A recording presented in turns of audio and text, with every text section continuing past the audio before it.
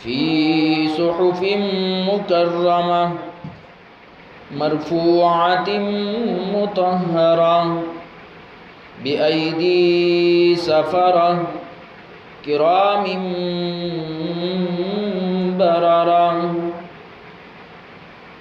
صدق اللہ مولانا العظیم وصدق رسوله النبی الأمی الکریم ونحن على ذلك لمن الشاهدين والشاكرين والحمد لله رب العالمين۔ اللهم صل على محمد وعلى آل محمد كما صليت على إبراهيم وعلى آل إبراهيم إنك حميد مجيد۔ اللهم بارك على محمد وعلى آل محمد كما باركت على إبراهيم وعلى آل إبراهيم إنك حميد مجيد۔ واجب الاحترام سامعین کرام، قرآن کریم کے سورہ عبس کی کچھ آیتیں آپ حضرات کی خدمت میں تلاوت کی ہو۔ اللہ کریم سے دعا ہے کہ اللہ کریم مجھے حق سچ بیان کرنے کی توفیق عطا فرمائے اور پھر ہم سب کو اس پر عمل کرنے کی توفیق عطا فرمائے۔ محترم سامعین، یہ جو آیت خطبہ میں نے پڑھی، ان آیتوں میں اللہ کریم نے حضرت امیر معاویہ رضی اللہ تعالی عنہ کے شان، مقام اور مرتبے کو بیان فرمایا ہے۔ میں آپ حضرات کے سامنے ان آیات بینات کے ضمن میں امیر معاویہ رضی اللہ تعالی عنہ کی شان، رفعت، مقام و مرتبہ کے متعلق کچھ گزارشات پیش کروں گا، لیکن اس سے پہلے تمہیداً کچھ عرض کرنا ضروری سمجھتا ہوں۔ وہ یہ کہ امیر معاویہ رضی اللہ تعالی عنہ کہ دور خلافت اور حکومت کو اگر دیکھ لیں، پڑھ لیں، تو آپ کو معلوم ہوگا کہ امیر معاویہ رضی اللہ تعالی عنہ کی حکمرانی اور خلافت سب سے بڑی خلافت تھی، سب سے بڑی حکمرانی تھی۔ اس کے باوجود امیر معاویہ رضی اللہ تعالی عنہ وہ انسان ہے جس پر مظلومیت کی انتہا ہے۔ دنیائے رافضیت نے تو آپ رضی اللہ تعالی عنہ کے شان گٹھانا، آپ رضی اللہ تعالی عنہ کے بارے میں برائیاں بیان کرنا ان کا تو وتیرہ تھا، لیکن اہل سنت میں بھی بعض ناواقف عناصر ایسے ہیں جو امیر معاویہ رضی اللہ تعالی عنہ کے بارے میں شک و شبہات میں پڑے ہوئے ہیں۔ ان سے اگر آپ پوچھیں کہ امیر معاویہ کون تھا، کیا تعلق تھا حضور صلی اللہ علیہ وسلم سے، تو اتنا ہی کہہ دیں گے کہ کاتب وحی تھا، یا یہ کہہ دیں گے کہ اللہم اجعلہ ہادیا و مہدیا وہدی بہ، حضور صلی اللہ علیہ وسلم نے ان کے لیے دعا مانگی تھی۔ تعلق کے بارے میں پوچھیں تو یہی کہہ دیں گے ام حبیبہ جو ان کی چھوٹی بہن تھی، وہ حضور صلی اللہ علیہ وسلم کی بیوی تھی۔ اس سے آگے الا ماشاءاللہ امیر معاویہ رضی اللہ تعالی عنہ کی شان بیان کرنے کی جسارت نہیں کرتے۔ کیوں؟ اس لیے کہ انہوں نے امیر معاویہ رضی اللہ تعالی عنہ کی زندگی پڑھی نہیں ہے، دیکھی نہیں ہے۔ میرے محترم سامعین، چونکہ ٹائم کم ہوتا ہے ہمارا، میں امیر معاویہ رضی اللہ تعالیٰ عنہ کی فضیلت اور شان کے متعلق کچھ گزارشات آپ کے سامنے رکھوں گا۔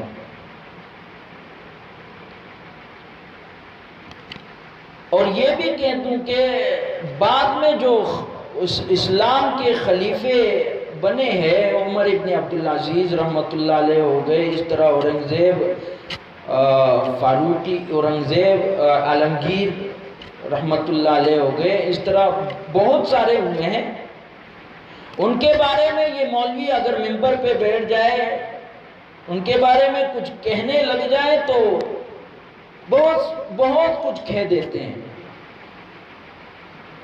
لیکن اس مظلوم انسان کے بارے میں ان کی زبانیں نہیں چلتی، ناواقفیت کی وجہ سے۔ میرے محترم سامعین، امیر معاویہ رضی اللہ تعالیٰ عنہ کی شان، آن، فضیلت، مقام و مرتبہ پیارے پیغمبر صلی اللہ علیہ وسلم کے احادیث میں دیکھیے۔ حضور صلی اللہ علیہ وسلم نے اکثر امیر معاویہ رضی اللہ تعالیٰ عنہ کے لیے دعائیں مانگی ہیں۔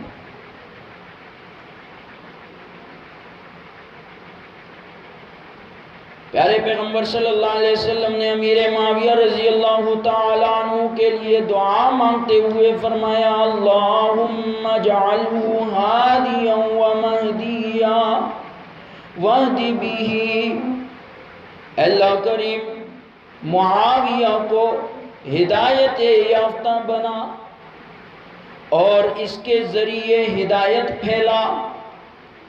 دوسرے حدیث میں حضور اکرم صلی اللہ علیہ وسلم نے فرمایا، اللہم علم معاویۃ الکتاب والحساب ووقہ العذاب، اے اللہ معاویہ کو کتاب اور حساب عطا فرما، اے اللہ معاویہ کو کتاب اور حساب سکھا، اے اللہ معاویہ کو عذاب سے بچا۔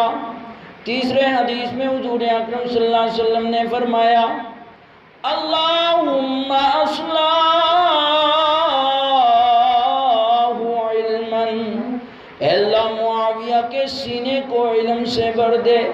معاویہ رضی اللہ تعالیٰ عنہ فرماتے ہیں، چھوٹا سا تھا میں، حضور اکرم صلی اللہ علیہ وسلم کو وضو کروا رہا تھا، جو پانی وضو سے بچا حضور اکرم صلی اللہ علیہ وسلم نے اپنے چلو میں لیا اور میرے منہ پر چینٹیں ماری اور فرمایا، معاویہ جب تجھے خلافت ملے، جب تجھے حکمرانی ملے تو اللہ سے ڈرنا۔ اس حدیث میں حضور اکرم صلی اللہ علیہ وسلم نے معاویہ رضی اللہ تعالیٰ عنہ کو بشارت بھی دی اور نصیحت بھی کی۔ معاویہ رضی اللہ تعالیٰ عنہ فرماتے ہیں، میں سمجھ گیا، میں نے یقین کر لیا کہ میں تب تک نہیں مروں گا جب تک مجھے خلافت نہ ملے، مجھے حکمرانی نہ ملے۔ اب لوگ کہتے ہیں معاویہ نے حکومت پر قبضہ کر لیا تھا، معاویہ کی حکومت غلط تھی، درست نہیں تھی، مسلط کیا ہوا تھا۔ میں ان سے پوچھتا ہوں، اگر معاویہ مسلط کیا ہوا تھا، معاویہ نے قبضہ کیا ہوا تھا، حضور اکرم صلی اللہ علیہ وسلم یہ فرماتے، معاویہ جب تجھے حکومت ملے، خلافت ملے تو انکار کرنا، حکومت نہ لینا، بلکہ حضور صلی اللہ علیہ وسلم نے فرمایا جب تجھے حکومت ملے تو اللہ سے ڈرنا۔ حکومت ملنے کی بشارت دی اور ساتھ نصیحت فرمائی کہ عدل و انصاف کا جو پیمانہ ہے وہ لبریز رکھنا، عدل و انصاف کا جو ترازو ہے وہ برابر رکھنا۔ عدل و انصاف کا ترازو تب ہی برابر رکھا جا سکتا ہے جب آدمی کے اندر، آدمی کے دل میں خوف خدا ہو، اور جب خوف خدا اندر نہ ہو تو عدل و انصاف قائم نہیں کر سکتا۔ عدل و انصاف کا پیمانہ لبریز رکھنا دور کی بات ہے، عدل و انصاف کا ترازو برابر رکھنا دور کی بات ہے، عدل و انصاف اس کے خواب میں بھی نہیں آتا۔ اس حدیث میں اللہ کے پیغمبر محمد مصطفیٰ احمد مجتبیٰ رحمت للعالمین صلی اللہ علیہ وسلم نے امیر معاویہ رضی اللہ تعالیٰ عنہ کو ایک طرف بشارت دی اور دوسری طرف نصیحت فرمائی۔ چوتھی حدیث آپ حضرات کے سامنے عرض کرنے لگا ہوں۔ حضور اکرم صلی اللہ علیہ وسلم نے فرمایا یبعث اللہ معاویۃ یوم القیامۃ، اللہ کریم حضرت امیر معاویہ رضی اللہ تعالیٰ عنہ کو قیامت کے دن اس حالت میں اٹھائیں گے وعلیہ رداء من نور الایمان، ان کے چہرے پر نور کا چادر ہوگا۔ اللہ کے پیغمبر صلی اللہ علیہ وسلم نے معاویہ رضی اللہ تعالیٰ عنہ کو دنیاوی بشارتیں بھی دی۔ اللہ کے پیغمبر صلی اللہ علیہ وسلم نے امیر معاویہ رضی اللہ تعالیٰ عنہ کو اخروی بشارتیں بھی۔ اللہ کے پیغمبر محمد مصطفیٰ احمد مجتبی رحمت للعالمین صلی اللہ علیہ وسلم نے فرمایا اللہم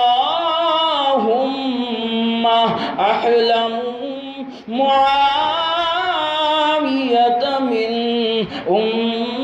امتی، معاویہ میری امت میں سے سب سے بڑا بردبار ہے، سب سے بڑا حلیم ہے۔ چلو واقعہ آپ کے سامنے رکھ دوں، کس موقع پر حضور صلی اللہ علیہ وسلم نے یہ الفاظ فرمائے۔ معاویہ رضی اللہ تعالیٰ عنہ حضور صلی اللہ علیہ وسلم کے دربار میں حاضر ہیں، بیٹھے ہوئے ہیں۔ اتنے میں ایک شہزادہ آتا ہے اور آ کر کہتا ہے حضور میں عیسائی ہوں اور آپ سے ملاقات کرنے کا شوق تھا، آپ کا دیدار کرنا تھا، آپ کو دیکھ لیا۔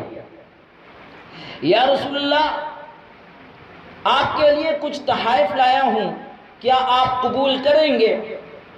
حضور صلی اللہ علیہ وسلم نے فرمایا ہاں لاؤ۔ اس نے کہا یا رسول اللہ 6-7 میل دور رکھ کے آیا ہوں، آپ اپنا کوئی غلام میرے ساتھ بھیجیے تاکہ وہ لائے۔ حضور صلی اللہ علیہ وسلم کے دربار میں اس وقت معاویہ رضی اللہ تعالیٰ عنہ کے علاوہ کوئی موجود نہیں تھا، حالانکہ انس بن مالک رضی اللہ تعالیٰ عنہ اور زید بن حارثہ رضی اللہ تعالیٰ عنہ یہ حضور صلی اللہ علیہ وسلم کے غلام تھے۔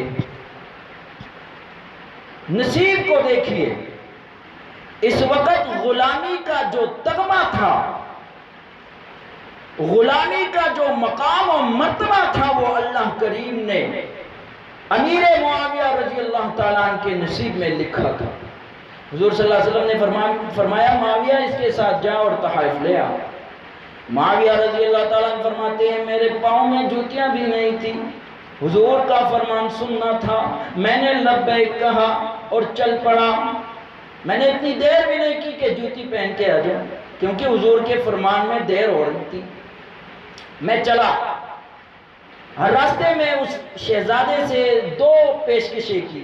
میں نے کہا شہزادے میرے پاؤں جل رہے ہیں، دکھ رہے ہیں، آپ ایسا کیجئے مجھے اپنے ساتھ اپنے سواری پہ سوار کیجئے۔ شہزادے نے کہا تو پیغمبر کا غلام ہے، تو پیغمبر کا نوکر ہے، میں تجھے اپنے ساتھ نہیں بٹھا سکتا۔ دوسری پیشکش یہ کی اگر اپنے ساتھ نہیں بٹھا سکتا تو آپ اپنی جوتی جو ہے وہ مجھے دے دے۔ اس نے کہا نہیں، ایسا بھی نہیں ہو سکتا۔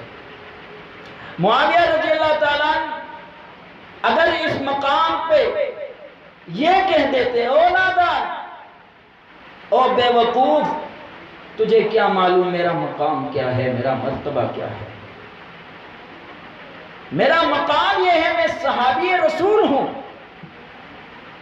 اور اگر یہ نہ کہتے، یہ بھی کہہ سکتے تھے کہ جس طرح تو شہزادہ ہے اسی طرح میں بھی شہزادہ ہوں، مکہ کا سردار ابو سفیان رضی اللہ تعالیٰ عنہ کا بیٹا ہوں۔ نہیں، کیونکہ حکم پیغمبر علیہ السلام کا تھا، اور شہزادے نے بھی یہ نہیں کہا کہ تو میرا غلام ہے، شہزادے نے کہا تو پیغمبر کا غلام ہے، محمد کا غلام ہے۔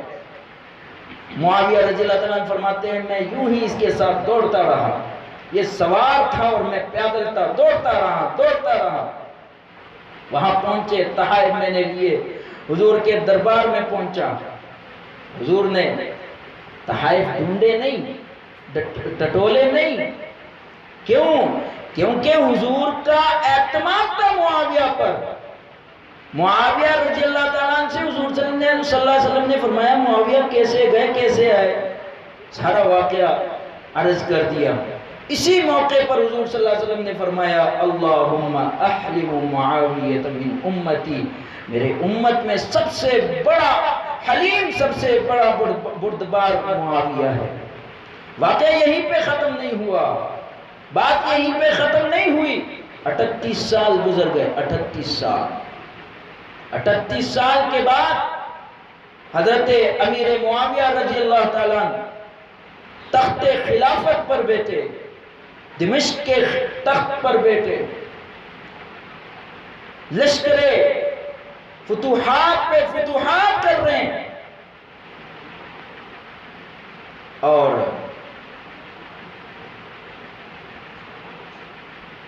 لشکر نے یہ جو شہزادہ جو افریقہ کے جزائر میں رہتا تھا اس جگہ کو فتح کیا اور 6000 آدمیوں کو قیدی بنا کر حضرت امیر معاویہ رضی اللہ تعالیٰ کی خدمت میں پیش کیا، دربار میں پیش کیا۔ جب یہ 6000 آدمی حضرت امیر معاویہ رضی اللہ تعالیٰ کے دربار میں پیش ہوئے تو سب سے پہلے صف میں یہی شہزادہ تھا جس کے ہاتھ بندھے ہوئے تھے رسیوں سے۔ امیر معاویہ رضی اللہ تعالیٰ نے فرمایا اسے آزاد کر دو، اس کی مہمان نوازی کرو، اسے محل دے دو۔ 1 مہینے تک اس کی مہمان نوازی کی گئی، اچھے کھانے کھلائے گئے، مشروبات پلائے گئے۔ 1 مہینے کے بعد امیر معاویہ رضی اللہ تعالیٰ نے فرمایا جا، تجھ پر کوئی قید نہیں، کوئی قدغن نہیں، جا جہاں جانا چاہتا ہے چلا جا۔ اور جب وہ شہزادہ جانے لگا، امیر معاویہ رضی اللہ تعالیٰ نے 10,000 درہم تحفتاً دیے۔ وہ آدمی بھی پریشان، وہ شہزادہ پریشان، عجیب بات ہو رہی ہے، قیدی بن کے آیا تھا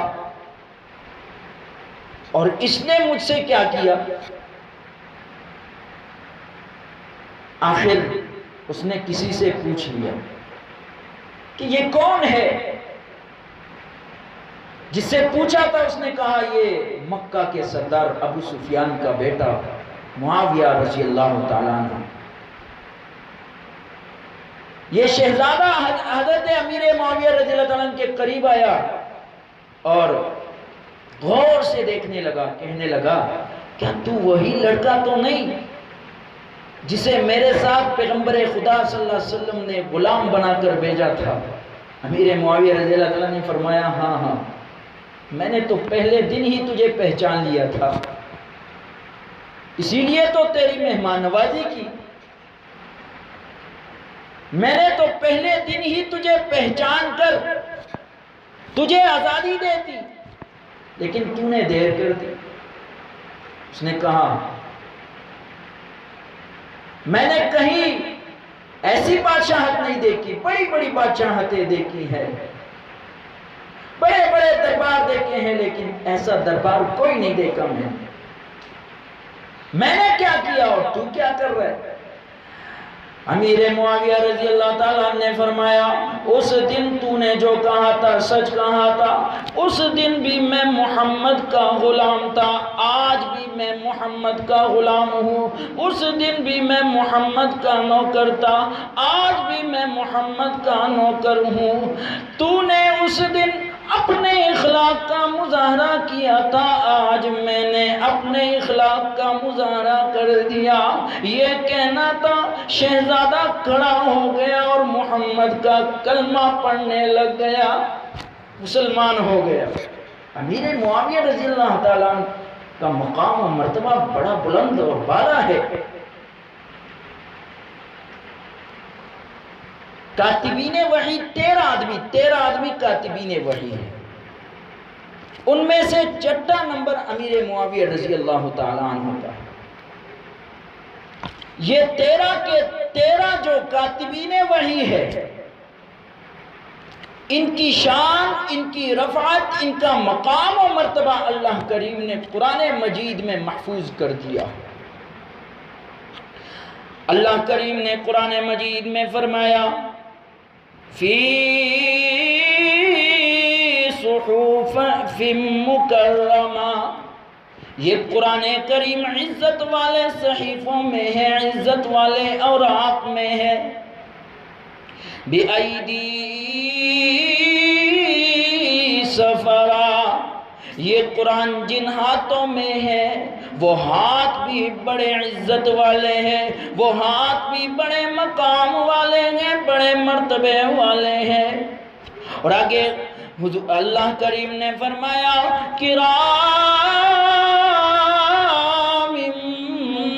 بررا، کوئی کہنے والا یہ کہہ سکتا ہے ہاتھ تو اچھے ہیں، ہاتھ بڑے ہیں، لیکن اندر سے گندے ہیں، اندر سے گندے ہیں۔ اللہ کریم نے فرمایا کرام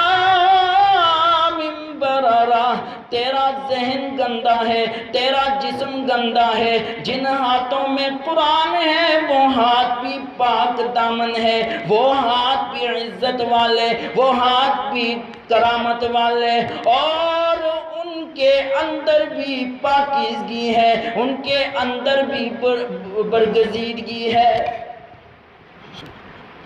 یہ دفاع اللہ کریم نے کاتبین وحی کی، اور کاتبین وحی میں سے چھٹا نمبر جو ہے وہ امیر معاویہ رضی اللہ تعالی عنہ کا ہے۔ بعض لوگ کہتے ہیں کہ امیر معاویہ رضی اللہ تعالیٰ عنہ نے قرآن نہیں لکھا بلکہ خطوط لکھے ہیں حضور صلی اللہ علیہ وسلم کے۔ ہاں ہم کہتے ہیں ٹھیک ہے، یہ بھی ٹھیک ہے، خطوط لکھے ہیں حضور صلی اللہ علیہ وسلم نے، 165 خطوط حضور صلی اللہ علیہ وسلم نے لکھوائے، ان میں سے 133 خطوط امیر معاویہ رضی اللہ تعالیٰ عنہ نے لکھے۔ اب یہ خطوط کس کے تھے؟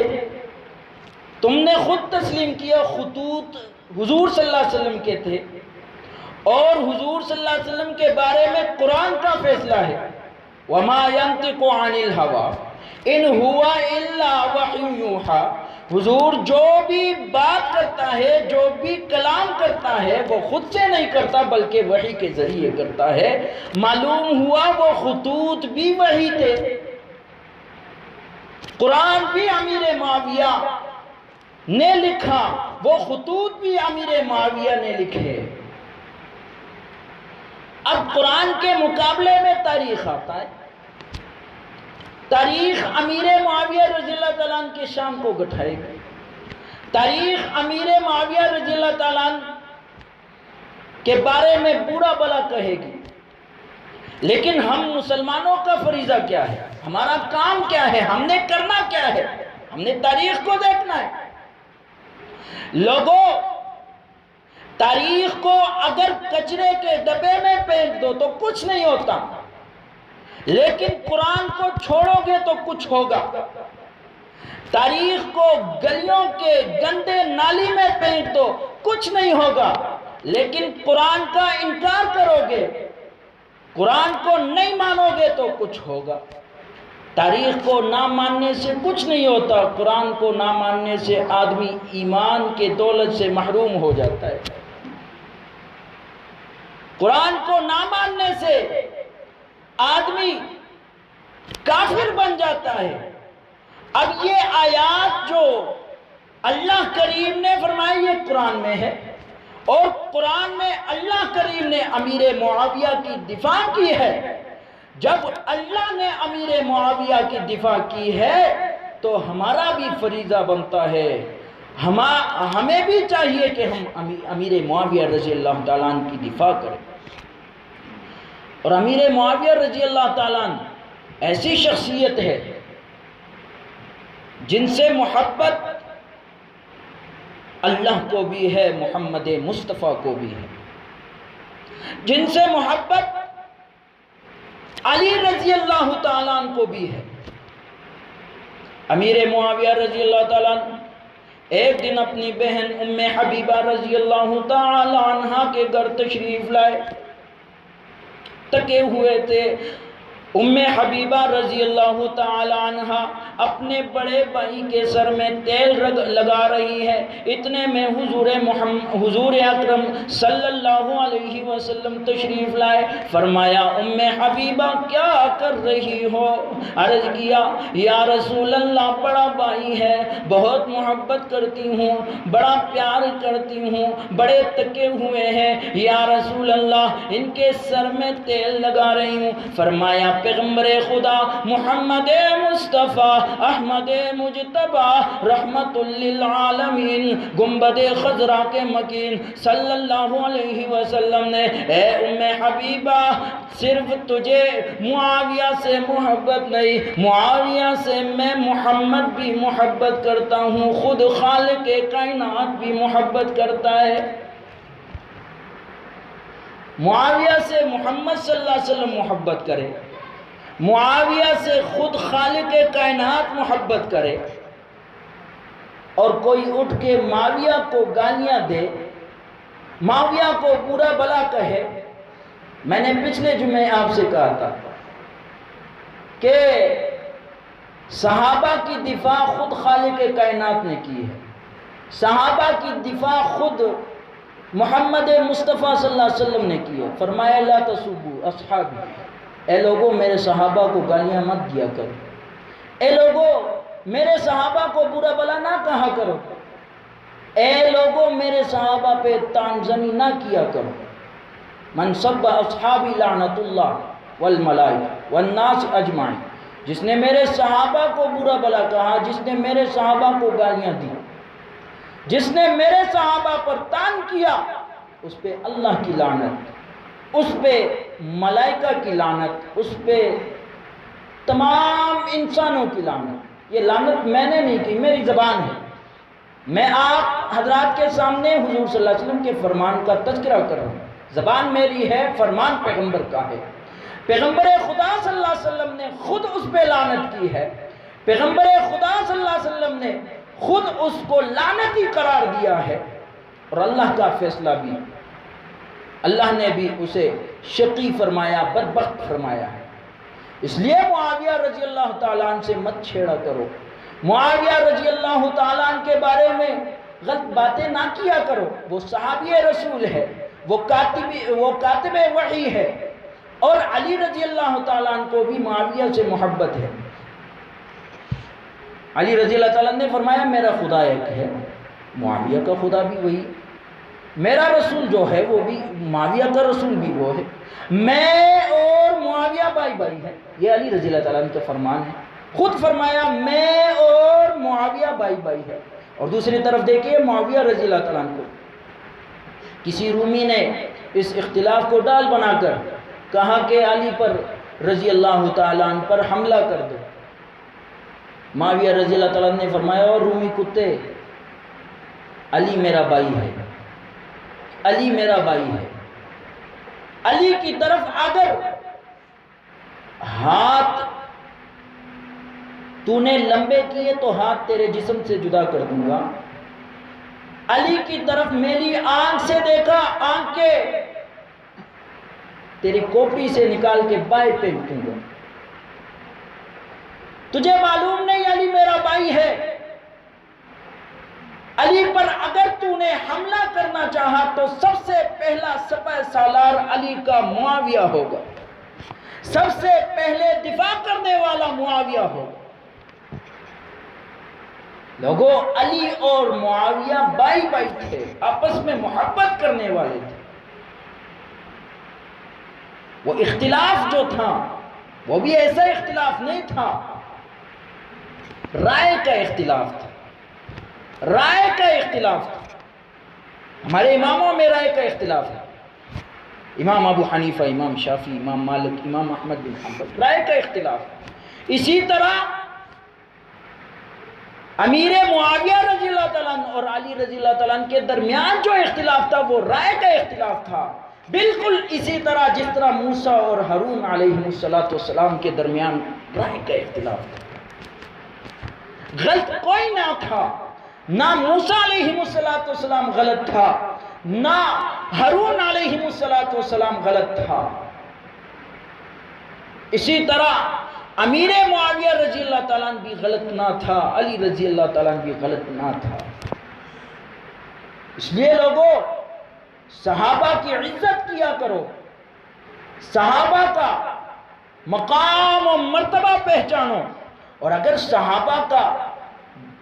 صحابہ کو دیکھنا ہے، صحابہ کو پڑھنا ہے تو قرآن کے اوراق کو پرکھو، قرآن کے الفاظ پڑھو، قرآن کے حروفوں کو پڑھو، قرآن کے آیتوں کو پڑھو. صحابہ کے معاملے میں، امیر معاویہ رضی اللہ تعالیٰ عنہ کے معاملے میں تاریخ کے اوراق نہ پرکھو، تاریخ کے اوراق نہ پڑھو، کیونکہ تاریخ کے اوراق بعد میں لکھے گئے ہیں اور لکھنے والے بھی معصوم نہیں تھے، لکھنے والے بھی خطا کرنے والے. قرآن